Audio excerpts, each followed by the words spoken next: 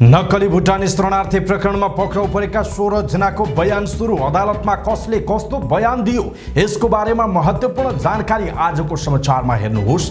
नक्कली भुटानी शरणार्थी प्रकरणमा उच्च पदस्थसम्म कसरी पुग्न सफल भयो नेपाल प्रहरी, यसको बारेमा पुरै जानकारी। नेकपा एमालेको अवरोधका कारण हिजो स्थगित भएको प्रतिनिधि सभाको बैठक आज दिउँसो बस्दै 2064 मा माओवादीले मान्छे कुटेर मारेकै त्रासले 120 सिट ल्याएको थियो भन्दै नेकपा एमालेका अध्यक्ष केपी शर्मा ओलीको आरोप। केपी ओलीद्वारा माओवादी केन्द्रका सांसद लेखनाथ दाहाललाई देशद्रोहीको संज्ञा।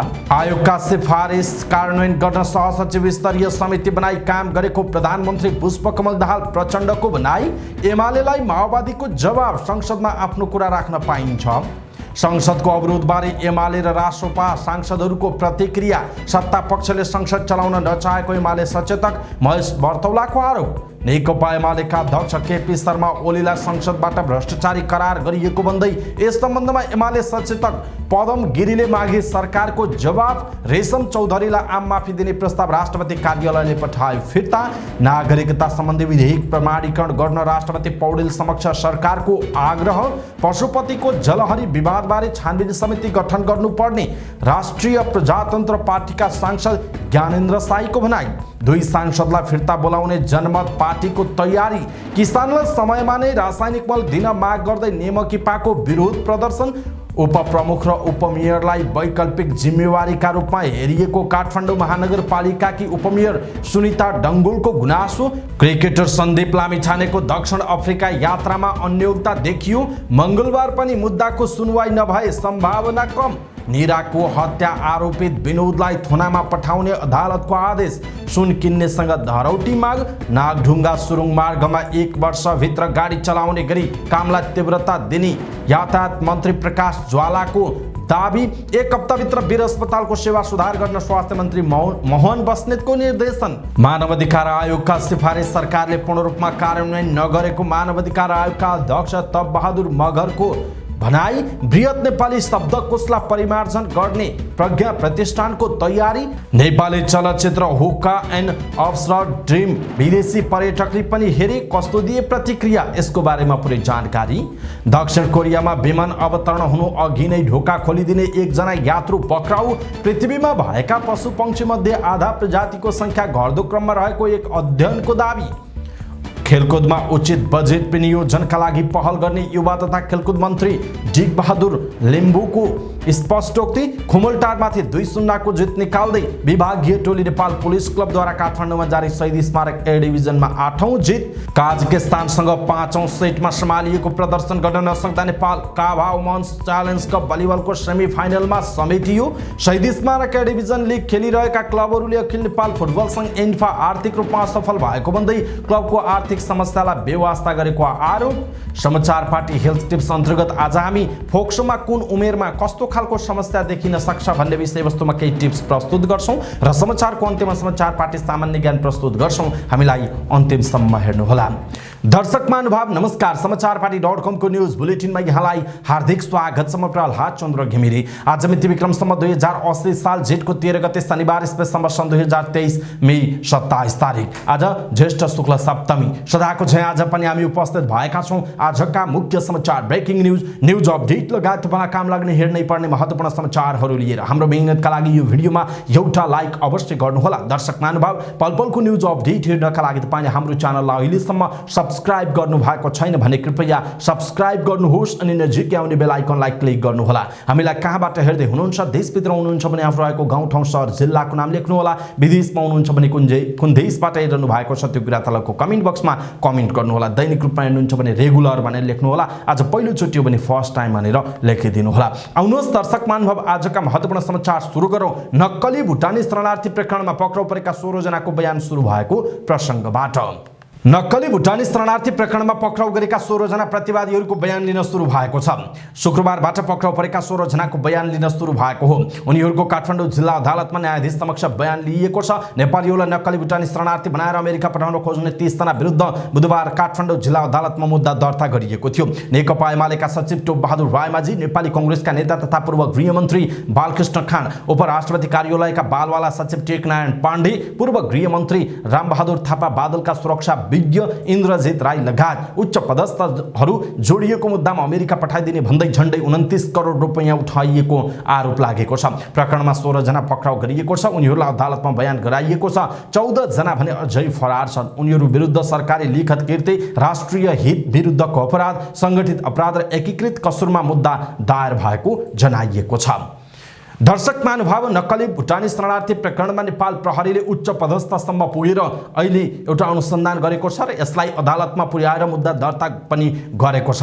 त्यसो भए उच्च पदस्थसम्म पुग्न प्रहरी कसरी सफल भयो त? एउटा विशेष सामग्री हामी प्रस्तुत गर्दछौँ। हामीलाई अन्तिमसम्म हेर्नुहोला। यो सामग्री हेरिसके पछाडि तपाईँलाई कस्तो लाग्छ, यो सामग्री सुनिसके पछाडि तपाईँलाई कस्तो लाग्छ, आफ्नो कुरा तलको कमेन्ट बक्समा कमेन्ट गर्नुहोला। शरणार्थीका नाममा भएको ठगीबारे 2 वर्षदेखि नै पीडितले विभिन्न निकायमा उजुरी गरे पनि छानबिन हुन सकेको थिएन। 2079 जेठको 18 मा 2 पीडितले दिएको जारी काठमाडौँ उपत्यका अपराध अनुसन्धान कार्यालयमा दर्ता भयो, तर गृह मन्त्रालयको हस्तक्षेपका कारण प्रहरीले अनुसन्धान अगाडि बढाउन सकेन।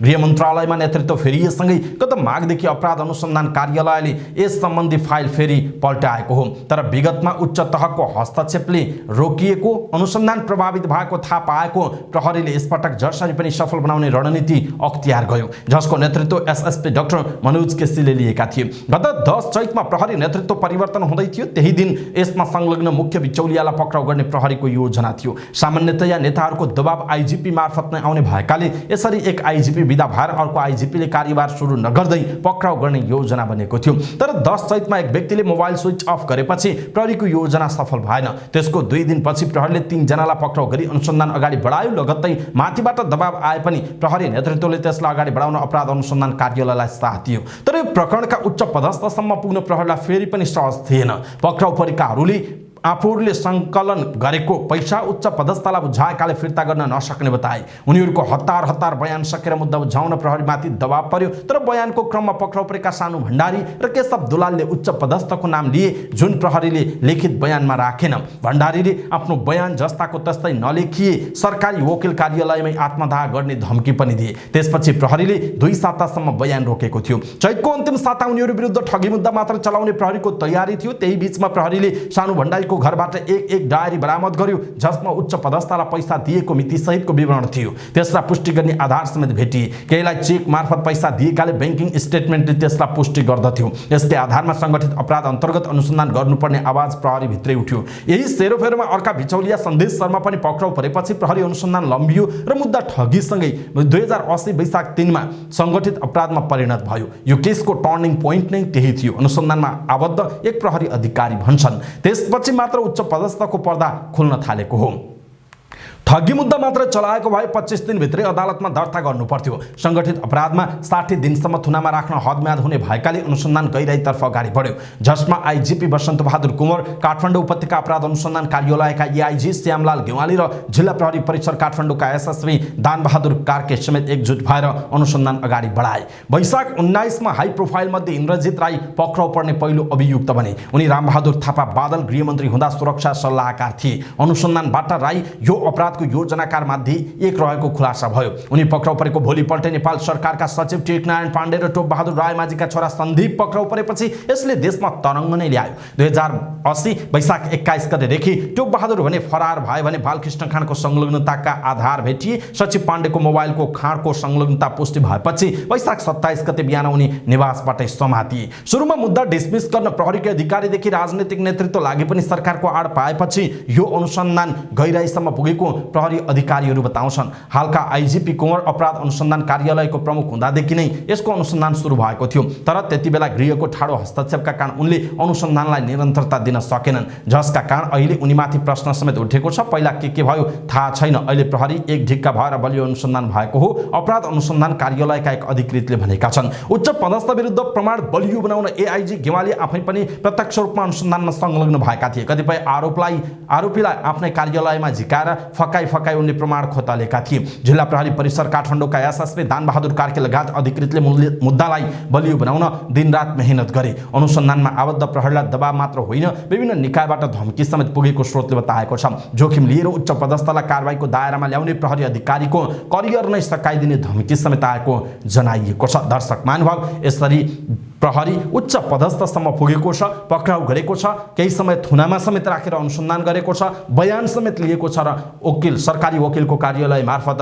अदालतमा मुद्दा दायर भएको छ। उनीहरूको बयान लिने क्रम पनि सुरु भएको छ। यसप्रति तपाईँ के भन्नुहुन्छ? आफ्नो कुरा तलको कमेन्ट बक्समा कमेन्ट गर्नुहोला। उच्च पदस्थमा व्यक्तिहरू, उच्च नेतृत्वमा पुगेका व्यक्तिहरू जनतालाई सेवा दिने, हामी भ्रष्टाचार गर्दैनौँ भनेर बाहिर भन्ने, तर भित्रभित्र नेपाली दाजुभाइहरूलाई भुटानी बनाएर, शरणार्थी बनाएर विदेश पठाउने जुन खालको एउटा अपराध भएको छ, यसप्रति तपाईँ के भन्नुहुन्छ? कसलाई यसको मुख्य जिम्मेवार को हुन सक्छ? हाम्रो नियति होला अथवा नेताहरूको चाहिँ जुन कर्तुत अथवा बनाउन उनीहरूको चाहिँ नराम्रो सोच के हुन सक्छ? तपाईँलाई के लाग्छ? आफ्नो कुरा तलको कमेन्ट बक्समा कम्तीमा एउटा कमेन्ट गरिदिनु होला।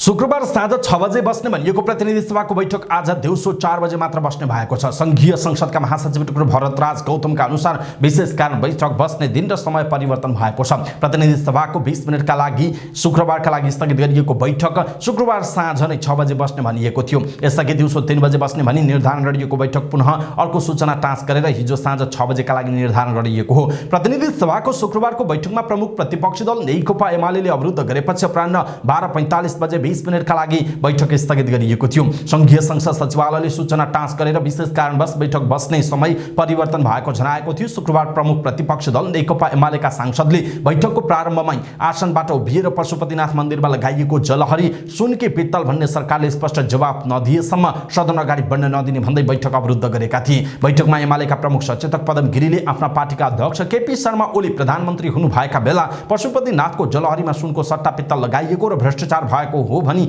नेकपा माओवादी केन्द्रका सांसद लेखनाथ दाहालले आरोप लगाएकाले त्यसबारे सरकारको स्पष्ट जवाफ नआउँदासम्म सदन अगाडि नबढ्ने बताउनु भएको थियो। सभामुख घिमिरेले आसन ग्रहण गर्न पटक पटक आग्रह गर्दै बैठक संसदीय प्रक्रिया अनुसार अगाडि बढाउनका लागि सहयोग गर्न आग्रह गरे पनि एमालेका सांसदले रोस्ट्रम घेराउ गर्नुका साथै नाराबाजी गरेका थिए। करिब 5 मिनटको नाराबाजीपछि पनि सभामुखको आग्रह सुनवाई नभएपछि उहाँले 20 मिनटका लागि बैठक स्थगित गर्नुभएको हो। पुनः बैठक बस्नका लागि दलहरूबीच छलफल भए पनि सहमति हुन नसकेपछि बैठक आजसम्मका लागि स्थगित भएको हो। आज साँझ 4 बजे बैठक बस्ने जनाइएको छ। प्रमुख प्रतिपक्ष दल नेकपा एमालेका अध्यक्ष एवं पूर्व प्रधानमन्त्री केपी शर्मा ओलीले माओवादी केन्द्रका सांसद लेखनाथ दाहाललाई देशद्रोहीको संज्ञा दिनुभएको छ। देशमा कोही पनि इमानदार मान्छे छैनन् भनेर देखाउन सांसद दाहालले संसदमा आफूमाथि पशुपतिनाथमा सुनको भनेर पित्तलको जलहरी चढाएर भ्रष्टाचार गरेको अभिव्यक्ति दिनु देशद्रोह नै भएको उहाँको जिकिर रहेको थियो। पार्टीको स्कुल विभाग र स्थानीय निकाय विभागले शुक्रबार पार्टी केन्द्रीय कार्यालय च्यासलमा आयोजना गरेको एक कार्यक्रममा बोल्दै अध्यक्ष ओलीले त्यस्ता असत्य आधारहीन र जनतालाई भ्रममा पार्ने कुरालाई पुष्टि गर्ने कुनै पनि आधार नभएको पनि स्पष्ट पार्नुभयो। एउटा जनायाले पनि नबोल्ने खालको अभिव्यक्ति सांसद दाहालले दिएकाले एमाले त्यसको विरुद्ध संसद अवरुद्ध गर्नु परेको उहाँले बताउनु भएको छ। उहाँले कुनै पनि भ्रष्टाचारको काण्डमा एमाले संलग्न नभए पनि सत्तारूढ दलहरू मिलेर आरोप लगाइरहेको समेत बताउनुभयो।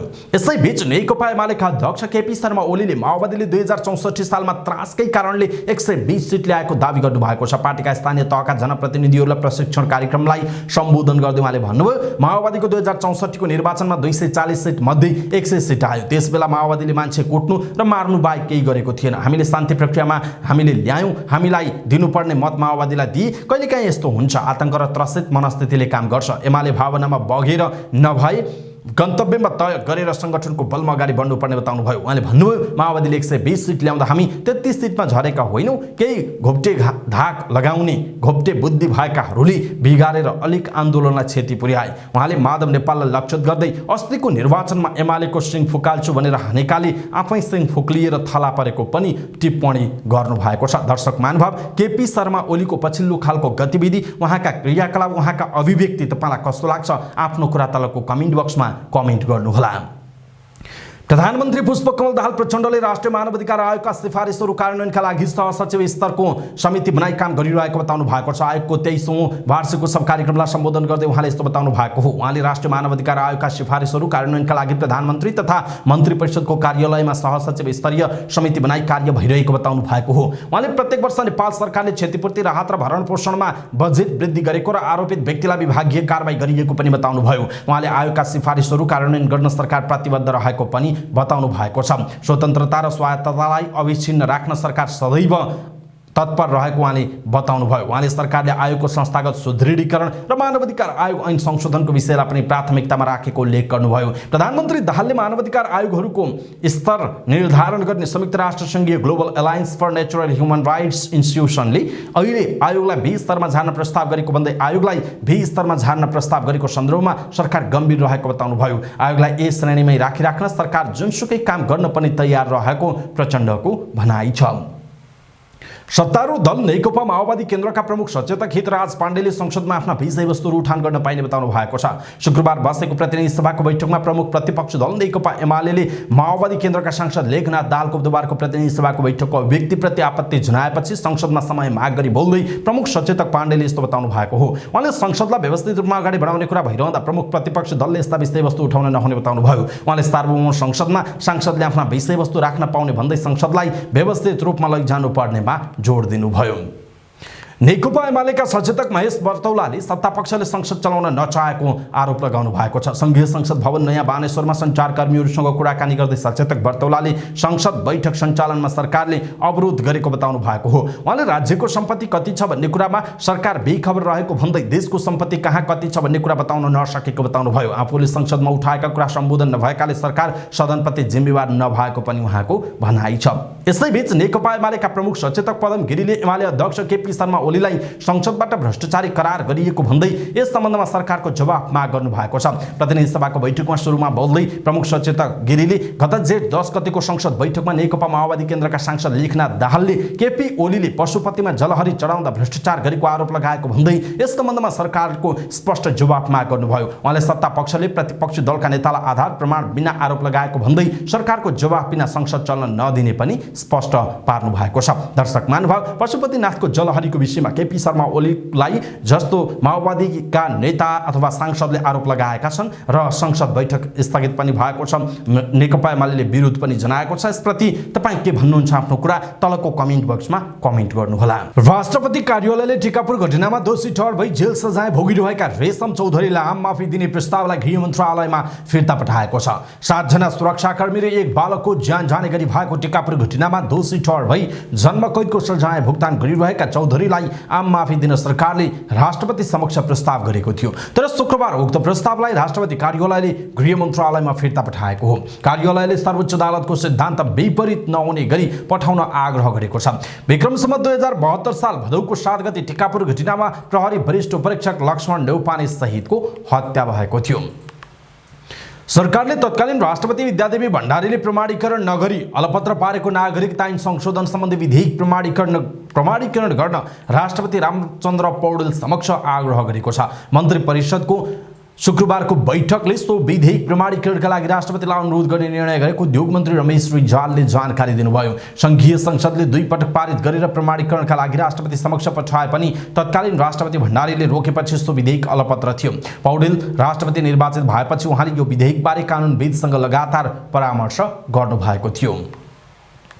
राष्ट्रिय प्रजातन्त्र पार्टीका प्रमुख सचेतक ज्ञानेन्द्र साईले पशुपतिको जलहरी प्रकरणको छानबिन गर्न संसदीय छानबिन समिति बनाउन माग गर्नु भएको छ। संघीय संसद भवन बाहिर सञ्चारकर्मीहरूसँग कुराकानी गर्दै प्रमुख सचेतक साईले छानबिन समिति तत्काल गठन गर्नुपर्ने बताउनुभयो। उहाँले पशुपतिनाथ मन्दिरको जलहरीको विषयमा संसदमा प्रश्न उठाएर धार्मिक आस्थामाथि प्रहार भएको पनि बताउनुभयो। माओवादी केन्द्रका सांसदले एमाले अध्यक्ष केपी शर्मा ओली प्रधानमन्त्री हुँदा पशुपतिमा सुनको भनेर पित्तलको जलहरी हालेको बताएपछि एमाले संसद अवरुद्ध गरेको थियो। जनमत पार्टीले पार्टीको निर्णय पालना नगरेको भन्दै 2 सांसदलाई फिर्ता बोलाउने तयारी गरेको छ। काठमाडौँको तपोवनमा सकिएको केन्द्रीय समितिको बैठकले समानुपातिक तर्फका सांसद सोनु मुर्मु र विनिता सिंहलाई फिर्ता बोलाउने निर्णय गरेको हो। एक नेताका अनुसार केन्द्रीय समितिको बैठकमा मुर्मु र सिंहलाई फिर्ता बोलाउने निर्णय सर्वसम्मतले पारित भएको छ। मुर्मुले पार्टीको निर्णय विपरीत आफ्नै श्रीमानलाई स्वकीय सचिव राखेकाले फिर्ता बोलाउने निष्कर्षमा बैठक पुगेको ती नेताले बताएका छन्। अर्का सांसद सिंहको भने संसदीय भूमिका प्रभावकारी नभएको निष्कर्ष बैठकले निकालेको छ। जनमतले सांसदहरूलाई फिर्ता बोलाउने गरी संसदीय दलले प्रक्रिया अगाडि बढाउने जनाइएको छ। नेपाल मजदुर किसान पार्टीको जनवर्गीय संगठन नेपाल क्रान्तिकारी किसान संघले किसानलाई समयमा नै रासायनिक मल दिन माग गर्दै विरोध प्रदर्शन गरेको छ। संगठनले काठमाडौँको रत्न पार्कमा किसानलाई समयमा नै रासायनिक मल दिन माग गर्दै विरोध प्रदर्शन गरेको हो। उनीहरूले प्रधानमन्त्री पुष्पकमल दाहाल प्रचण्ड नेतृत्वको सरकारले किसानलाई उपलब्ध हुने सरकारी अनुदान रकम युरिया मलमा प्रति केजी 80 रुपैयाँलाई 64 रुपैयाँमा घटाएको, डीएपी मलमा प्रति केजी 59 रुपैयाँलाई 52 रुपैयाँमा घटाएको, पोटासमा 58 रुपैयाँलाई 46 रुपैयाँमा घटाएको भन्दै विरोध जनाएका छन्। रासायनिक मलमा गरिएको मूल्य वृद्धि अनुदान कटौतीको विरोधमा देशभरका किसानले सङ्घर्ष गरेपछि वर्तमान सरकार यथास्थितिमा राख्न बाध्य भएको भन्दै समयमा सुपथ मूल्यमा मल उपलब्ध गराउन नसक्ने नेपाली कांग्रेसको समर्थन प्राप्त सरकारलाई सिंहदरबार कब्जा गरेर बस्ने अधिकार नरहेको बताएको छ। उनीहरूले निजी बैंक र स्रोत नखोलेको सम्पत्ति राष्ट्रियकरण गर्नुपर्ने, नक्कली भुटानी शरणार्थी प्रकरणमा संलग्न सबैलाई हदैसम्मको कारबाही गर्नुपर्ने लगायतका माग राखेर विरोध जनाएका छन्। निमोकी पालिस नेपालमै रासायनिक मल कारखाना स्थापना गर्न 3% को मत सीमा खारेज गर्न, अमेरिकी साम्राज्यवाद मुर्दाबाद, देशका 3 नागरिकता विधेयक खारेज गर्न लगायतका प्ले कार्ड बोकी विरोध पनि जनाएका थिए। काठमाडौँ महानगरपालिकाकी उपप्रमुख सुनिता ढङ्गोलले जनप्रतिनिधि र कर्मचारीहरूले उपप्रमुख र उपाध्यक्षहरूलाई वैकल्पिक जिम्मेवारी रहेको रूपमा हेर्ने गरेको गुनासो गर्नुभएको छ। नेकपा एमालेको स्कुल विभागले आयोजना गरेको स्थानीय तहका जनप्रतिनिधिका लागि अनुशिक्षण कार्यक्रममा बोल्दै उपप्रमुख ढङ्गोलले यस्तो गुनासो गर्नुभएको हो। उहाँले महानगरपालिका, नगरपालिका र गाउँपालिकाका जनप्रतिनिधि र कर्मचारीहरूले संस्थाभित्र नै उपप्रमुख र उपाध्यक्षलाई वैकल्पिक जिम्मेवारीको पद रहेको रूपमा लिने गरेको पाएको बताउनुभयो। उहाँले कुनै एउटा स्थानीय तहमा मात्र नभई सबैमा यस्तो सोच रहेको दाबी गर्नुभयो। उहाँले उपप्रमुख र उपाध्यक्षहरूको कार्य सम्पादनमा साधन र स्रोतको अभावले निर्णायक भूमिका नभएको पनि बताउनु भएको छ। उपप्रमुख ढङ्गोलले निर्णायक भूमिका उपप्रमुख र उपाध्यक्षहरूको नभएको भन्दै बोर्ड वा प्रमुखको अपेक्षामा रहनु परेको बताउनु भएको छ। उहाँले नेपालको संविधानले स्थानीय सरकार प्रमुख र उपप्रमुखको परिकल्पना र भूमिकामा समेत तोकेको बताउनु भयो। उहाँले स्थानीय सरकार सञ्चालन ऐन 2074 मा उपप्रमुख उपाध्यक्षको भूमिका बारेमा स्पष्ट पारिएको बताउनु भयो। उहाँले उपप्रमुख उपाध्यक्षहरूको विशेष गरी समन्वय, अनुगमन, विवाद निरूपण र सहजीकरणमा प्रमुख भूमिका रहेको बताउनु भयो। उहाँले उपप्रमुख उपाध्यक्षहरूले गर्नुपर्ने भूमिका र जिम्मेवारी धेरै प्रकृतिको र धेरैतिर फैलिएको भए पनि नतिजा देखिने खालको मूर्त रूपको काम गर्ने भूमिका नदिएको उल्लेख गर्नुभयो। उहाँले नतिजा नदेखिने खालको भएकाले कतिपय अवस्थामा मूल्याङ्कन समेत नहुने खालको जिम्मेवारीहरू दिइएको बताउनुभयो। जिम्बाब्वेमा हुने विश्वकप क्वालिफायरको तयारीका लागि नेपाली राष्ट्रिय क्रिकेट टिम मंगलबार बेलुकी दक्षिण अफ्रिकातर्फ प्रस्थान गर्ने कार्यक्रम छ। तर टिमका प्रमुख खेलाडी सन्दीप लामिछाने दक्षिण अफ्रिका जाने वा नजाने अझै टुङ्गो लाग्न सकेको छैन। जिल्ला अदालतमा विचाराधीन मुद्दामा एक पक्ष अर्को सुनवाईलाई स्थगित हुँदा सन्दीपको दक्षिण अफ्रिका जिम्बाब्वे भ्रमण अनुरोधमा परेको हो।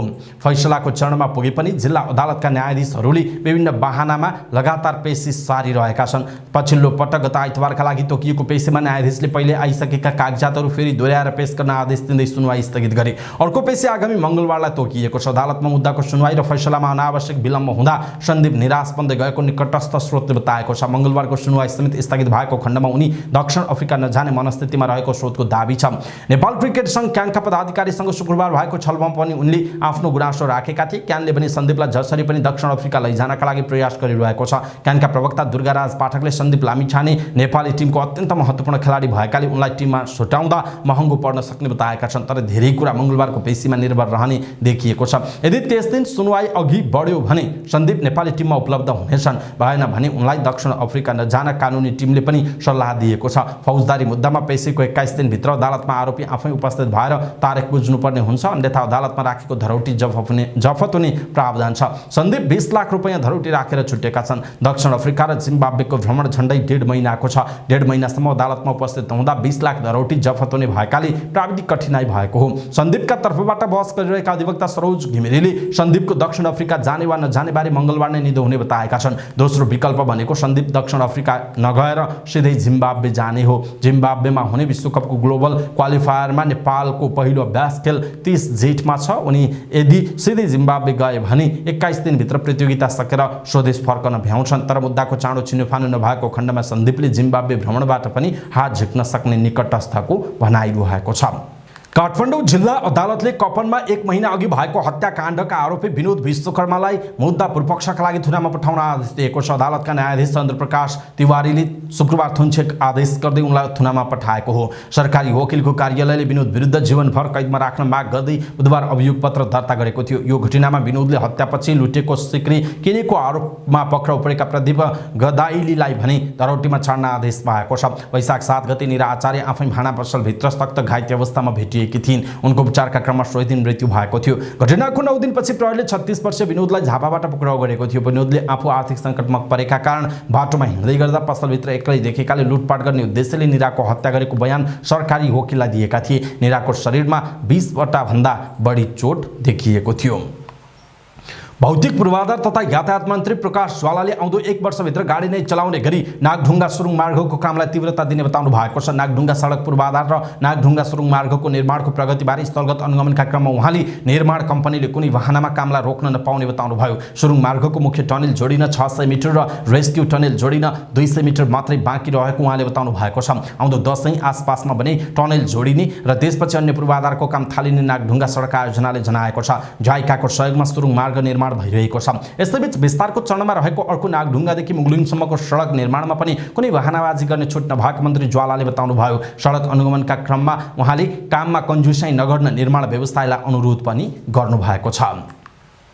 स्वास्थ्य तथा जनसङ्ख्या मन्त्री मोहन बहादुर बस्नेतले 1 हप्ताभित्र बिरामीले महसुस हुने गरी सुधार भएको देखिने गरी वीर अस्पतालको सेवा सुधार गर्न नेतृत्वलाई निर्देशन दिनुभएको छ। शुक्रबार वीर अस्पतालको आकस्मिक निरीक्षणपछि मन्त्री बस्नेतले अनलाइन टिकटको व्यवस्था गर्न, अस्पतालको सरसफाई, शय्याबारे वेबसाइट मार्फत जानकारी र सघन उपचार कक्ष आइसियुमा शय्या थप्दै सेवा सहज रूपमा प्रवाह गर्न अस्पताललाई निर्देशन दिनुभएको हो। मन्त्री बस्नेतले वीर अस्पतालमा सञ्चालनको तयारीमा रहेको 9 शय्याको आइसियु कक्ष 1 हप्ताभित्रै सञ्चालनमा ल्याउन अस्पताललाई निर्देशन दिनुभयो। उहाँले वीर अस्पतालमा कार्यरत चिकित्सक र स्वास्थ्य कर्मीलाई कार्यालय अवधिभर नबसी कारवाही गर्ने चेतावनी समेत दिनुभएको छ। राष्ट्रिय मानवाधिकार आयोगका अध्यक्ष तपबहादुर मगरले आयोगले गरेका सिफारिसपूर्ण कार्यान्वयनमा सरकारले प्रतिबद्धता जनाए पनि परिणाम सन्तोषजनक आउन नसकेको बताउनु भएको छ। आयोगको 23औं वार्षिक उत्सव कार्यक्रममा बोल्दै अध्यक्ष मगरले यस्तो बताउनु भएको हो। उहाँले आयोगले सिफारिस गरेका कार्यान्वयनमा निरन्तर प्रतिबद्धता जनाए पनि पुनः कार्यान्वयन हुन नसकेको भन्दै गुनासो गर्नुभयो। उहाँले आयोगले सरकारलाई गरेको सिफारिस 15.30% पूर्ण कार्यान्वयनमा आएको बताउनुभयो। उहाँले 29.2% आंशिक र कार्यान्वयन हुन नसकेको अझै 45% सिफारिस रहेको बताउनुभयो। उहाँले पीडितलाई क्षतिपूर्तिका लागि आयोगले सिफारिस गरे अनुसार पर्याप्त बजेट निकासा नहुँदा र छुट्टै कोषको अभावमा सबै पीडितले क्षतिपूर्ति पाउन नसकेको बताउनुभयो। अध्यक्ष मगरले सिफारिस कार्यान्वयनका लागि नेपाल सरकार सहित संसद, नागरिक समाज लगायतका सरकारवाला निकायहरू सबैले आफ्नो भूमिकालाई प्रभावकारी बनाउन आवश्यक रहेको उल्लेख गर्नुभयो। उहाँले आयोगका सिफारिसहरूलाई पुनः कार्यान्वयन गर्नुपर्ने संवैधानिक र कानुनी दायित्व नेपाल सरकारको भएको पनि दाबी गर्नुभयो। नेपाल प्रज्ञा प्रतिष्ठानले बृहत नेपाली शब्दकोशलाई परिमार्जन गर्ने भएको छ। शुक्रबार प्रतिष्ठानमा नयाँ नेतृत्व आएको 100 दिन पुगेको अवसरमा आयोजित पत्रकार सम्मेलनमा बृहत नेपाली शब्दकोशमा विवाद रहेको भन्दै परिमार्जन गर्ने निर्णय गरेको जानकारी दिइएको हो। पत्रकार सम्मेलनमा बोल्दै प्रतिष्ठानका कुलपति भूपाल राईले यसअघि छापिएको बृहत नेपाली शब्दकोशमा विवादित शब्दहरू रहेको भन्दै धेरै उजुरी आएको बताउनुभयो। उहाँले बृहत नेपाली शब्दकोशमा कुनै पनि विवाद नआउने गरी परिमार्जन गर्ने निर्णयमा पुगेको बताउनुभयो। उहाँले बृहत शब्दकोश परिमार्जनका लागि सामाजिक संस्था र सरकारवाला निकायहरूसँग छलफल गरी समिति बनाएर काम अगाडि बढाउने बताउनुभयो। उहाँले हरेक वर्ष असार 9 गते हुने राष्ट्रिय कविता महोत्सवलाई बहुभाषिक, सहभागितामूलक र समावेशी बनाउने बताउनुभयो। उहाँले प्रतिष्ठानले साहित्य पत्रिका र पत्रकारलाई दिने गरेको अनुदानको सट्टा 2 जना विशिष्ट साहित्य पत्रकारलाई साहित्यिक पत्रकारिता राष्ट्रिय पुरस्कारबाट सम्मान गरिने निर्णय भएको बताउनुभयो। उहाँले जनताको सङ्घर्ष र बलिदान र वीरताको गाथा सौन्दर्यात्मक खोजीमा प्रतिष्ठानले जोड दिने बताउनुभयो। कुलपति राईले प्रतिष्ठानले 123 भाषा र 150 बढी जनजात जातिलाई समेटेर लैजानुपर्ने चुनौती रहेको बताउनुभयो। उहाँले आगामी 4 वर्षमा प्रतिष्ठानलाई सबैको साझा प्रतिष्ठान बनाउने योजना रहेको बताउनु भएको छ। नेपाली चलचित्र हुक्का एन्ड एब्सटर्ड ड्रिम देशभर प्रदर्शनमा आएको छ। सामाजिक विधामा निर्मित चलचित्र देशभरका सिनेमा हलहरूमा प्रदर्शनमा आएको शम्भु थापाको निर्देशनमा रहेको हुक्का एन्ड एब्सटर्ड ड्रिममा प्रकाश घिमिरे, सन्तोष कुमार आत्रेय, प्रमिला खनाल, तेज गिरी, असुर्य पानी, तलिसा गुरुङ, निश्चल बिम्बल, अलिसा भोग लगायत कलाकारको अभिनय छ।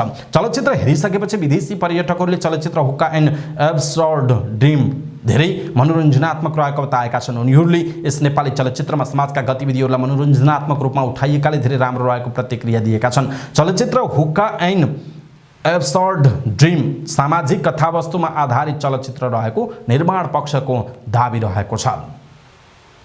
दक्षिण कोरियामा विमान अवतरण हुनुभन्दा पहिला नै विमानको ढोका खोलिदिएको आरोपमा एकजना यात्रु पक्राउ परेका छन्। दक्षिण कोरियाको दक्षिणी टापु जेजुबाट देगु अन्तर्राष्ट्रिय विमानस्थलका लागि उडेको एसियाना एयरलाइन्सको विमानको ढोका खोलिदिएको आरोपमा झन्डै 30 वर्षका पुरुषलाई पक्राउ गरेको स्थानीय प्रहरीलाई उद्धृत गर्दै बीबीसीले जनाएको छ। विमानमा 194 जना यात्रु थिए। ढोका खोले पनि विमान सुरक्षित रूपमा अवतरण भयो। केही यात्रुले रोक्ने प्रयास गर्दै एक यात्रुले विमानको आपतकालीन ढोका खोलिदिएका दक्षिण कोरियाली यातायात मन्त्रालयलाई उद्धृत गर्दै बीबीसीले जनाएको छ। व्यक्तिले कुन देशले ढोका खोले भन्ने बारे खुलाइएको छैन। घटनापछि यात्रुहरू आत्तिएका थिए। श्वास प्रश्वास अप्ठ्यारो भएका यात्रुलाई अस्पताल लगिएको छ। विमानमा बालबालिकाहरू समेत थिए। प्रहरीले घटनाबारे अनुसन्धान सुरु गरिसकेको जनाएको छ। पृथ्वीमा अहिले भएका पशु पंक्षीका आधा प्रजातिहरूको संख्या निरन्तर घटिरहेको एक अध्ययनले देखाएको छ। बेलायतको क्वीन्स युनिभर्सिटी बेलफास्टले 70,000 भन्दा धेरै प्रजातिका पशु पंक्षीको घनत्वबारे अध्ययन गरेको थियो। अनुसन्धानकर्ताले यो अहिलेसम्मको सबैभन्दा विस्तृत अभिलेख भएको समेत बताएका छन्। अध्ययनका अनुसार अहिले पशु पंक्षीका 48% प्रजातिको संख्या घट्दो क्रममा छ।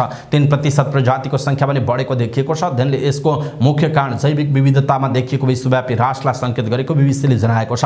औद्योगिकरणका कारण जैविक विविधतामा भइरहेको नोक्सानी पहिला ठानिएको भन्दा पनि निकै चिन्ताजनक भएको अध्ययनको चेतावनी छ। जैविक विविधतामा देखा परेको सङ्कट मानव जातिका लागि आउँदा दशकहरूमा सबैभन्दा ठुलो चुनौती बन्ने अनुसन्धानले देखाएको छ। अन्तर्राष्ट्रिय प्रकृति संरक्षण सङ्घ IUCNले सन् 1964 यता खतराको सूचीमा रहेका जनावरहरूको रातो सूची बनाउने गरेको छ। त्यसमा 1,50,000 भन्दा धेरै सङ्कटापन्न प्रजाति समाविष्ट छन्। IUCN को विधि अनुसार 28% प्रजातिलाई लोप हुने खतरामा परेको मानिएको छ।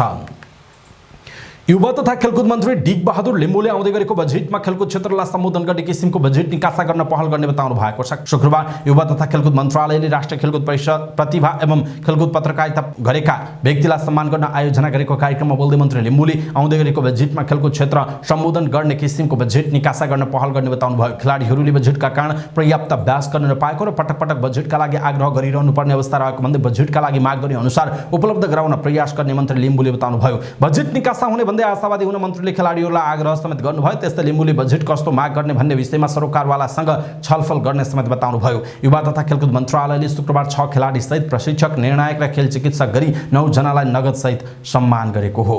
खुमलटारमाथि 2-0 को जित निकाल्दै विभागीय टोली नेपाल पुलिसले काठमाडौँमा जारी शहीद स्मारक डिभिजन लिगमा 8औं जित निकालेको छ। त्रिपुरेश्वर स्थित दशरथ रङ्गशालामा शुक्रबार भएको खेलमा विभागीय टोली नेपाल पुलिस क्लबले शहीद खुमलटारमाथि 2-0 को जित सहज जित निकाल्दै 8औं स्थानमा उक्लिएको छ। पुलिसलाई जित दिलाउन भरत शाह र मोहम्मद आशिकले समान 1 गोल गरेका थिए। प्रतिस्पर्धात्मक बनेको खेलमा दुवै टोलीले पहिलो हाफमा गोल रहित बराबरी खेलेका थिए, तर दोस्रो हाफमा भने पुलिस आक्रामक रणनीतिका साथ उत्रिएको थियो। सो क्रममा खेलको 76औं मिनेटमा भरतको गोल मार्फत पुलिसले अग्रता लिएको थियो। भरतले रविशंकर पासवानको कर्णरमा जो आइडुले हेड गर्दा प्राप्त बललाई हेड मार्फत नै पोस्टको दिशा देखाएका थिए।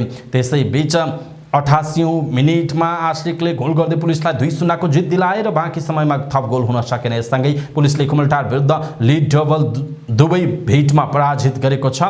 यस्तै पहिलो भेटमा पुलिस 3-1 ले विजयी भएको थियो। जितसँगै 21 खेलमा 28 अङ्क जोडेको पुलिस छैटौं स्थानमा उक्लिएको छ। पराजय बेहोरेको खुमलटार समान खेलबाट 21 अङ्कका साथ पुछारमा रहेको छ।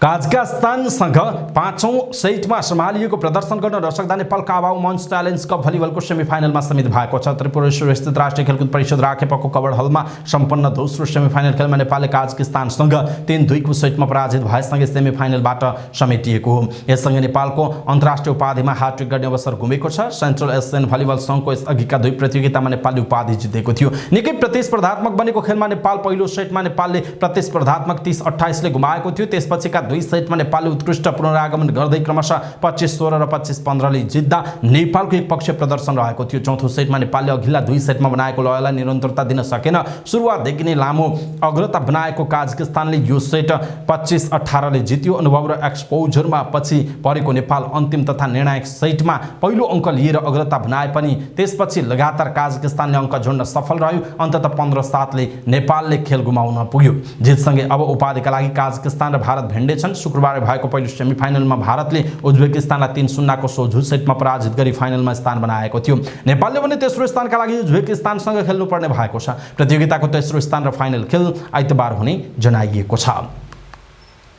शहीद स्मारक ए डिभिजन लिग खेलिरहेका क्लबहरूले अखिल नेपाल फुटबल संघ इन्फा आर्थिक रूपमा सफल भएको भन्दै क्लबको आर्थिक समस्याहरूलाई बेवास्ता गरेको बताएका छन्। शुक्रबार विभागीय टोली Tribhuvan army, Nepal police club, APF club र जावला खेल क्लब बाहेकका 10 क्लबले शुक्रबार पत्रकार सम्मेलन गरी इन्फाले जारी खेलिरहेका क्लबहरूले आर्थिक रूपमा सहयोग गरेको भन्दै क्लबको समस्यामा बेवास्ता गरेको बताएका छन्। लिगको 21 खेल सकिँदा समेत इन्फाले क्लबको तयारी खर्च, match fee, man of the match लगायतका रकम नदिएको आरोप लगाएका छन्। पत्रकार सम्मेलनमा उपस्थित भएका क्लब मध्ये हिमालयन शेर्पा क्लबका अध्यक्ष तथा पूर्व इन्फा अध्यक्ष कर्मा छिरिङ शेर्पाले अहिलेको इन्फा व्यवस्थापनको हिसाबले पुनः असफल भएको विश्व फुटबल महासंघ फिफा र एसियाली फुटबल महासंघ एएफसी को अनुदानले मात्र फुटबल चलाउन खोजेको आरोप लगाएका छन्। इन्फाले एएफसीबाट फुटबल विकासका लागि आएको रकम कतारमा विश्वकप हेर्न जाँदा प्रयोग गरेको र अझैसम्म पनि त्यो पैसा उठेको छैन, तर व्यवस्थापकीय जिम्मेवारीमा निकै अस्पष्ट भएको शेर्पाले आरोप लगाएका छन्। इन्फाको अहिलेको प्राथमिकतामा अस्ट्रेलिया र न्युजिल्यान्डमा आयोजना हुन लागेको फिफा महिला विश्वकपको टिकट खरिद प्राथमिकतामा परेको, तर खेल खेलिरहेका ए डिभिजन लिगको पीडामा इन्फा उदासीन रहेको पनि शेर्पाले बताएका छन्।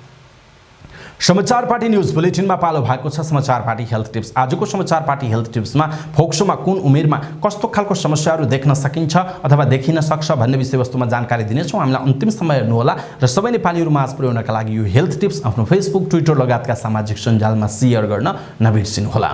फोक्सो श्वास प्रश्वास प्रणालीको केन्द्र हो। स्वस्थ फोक्सोले मानिसलाई जीवनभर स्वस्थ राख्न महत्त्वपूर्ण भूमिका खेल्छ, जबकि खराब फोक्सोले धेरै रोग र कालमा मृत्यु समेत निम्त्याउन सक्छ।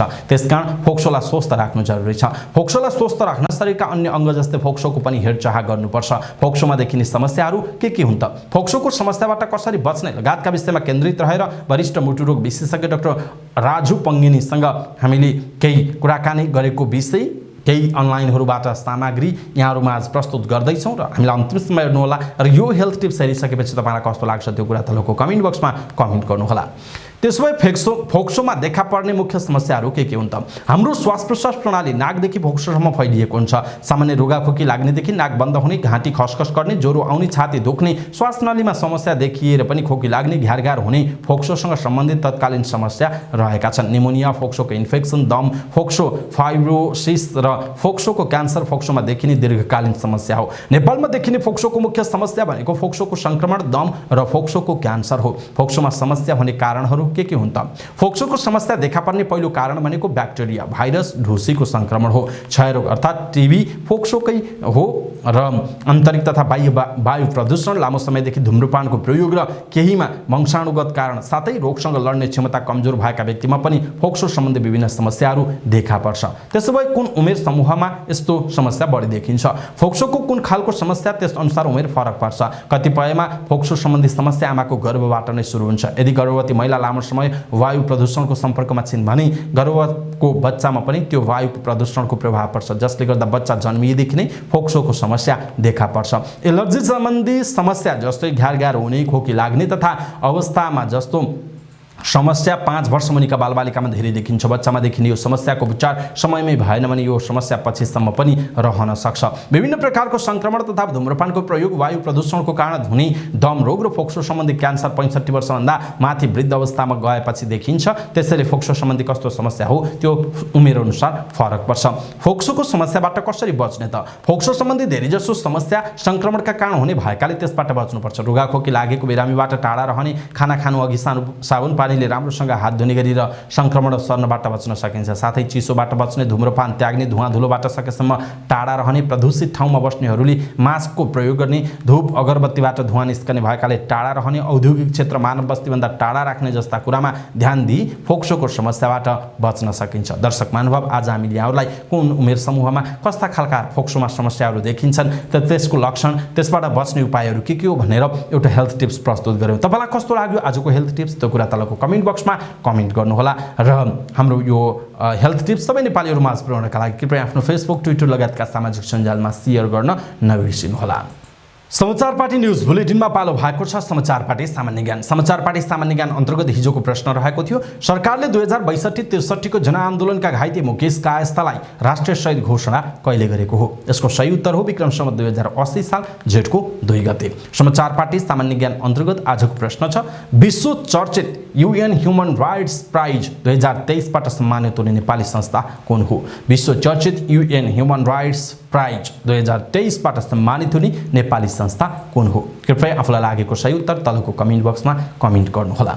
अवस्था समाचारपार्टी.com को न्यूज बुलेटिन अहिलेका लागि यति नै। हामीले प्रस्तुत गरेका यी समाचारहरूप्रति तपाईको धारणा के छ? आफ्नो धारणा तलको कमेन्ट बक्समा कमेन्ट गर्नुहोला। हाम्रो मेहनतका लागि यो भिडियोमा एउटा सानो लाइक अवश्य गर्नुहोला। हाम्रो च्यानललाई अहिलेसम्म सब्स्क्राइब गर्नुभएको छैन भने कृपया सब्स्क्राइब गर्नुहोस् अनि नजिकै आउने बेल आइकनलाई क्लिक गर्नुहोला।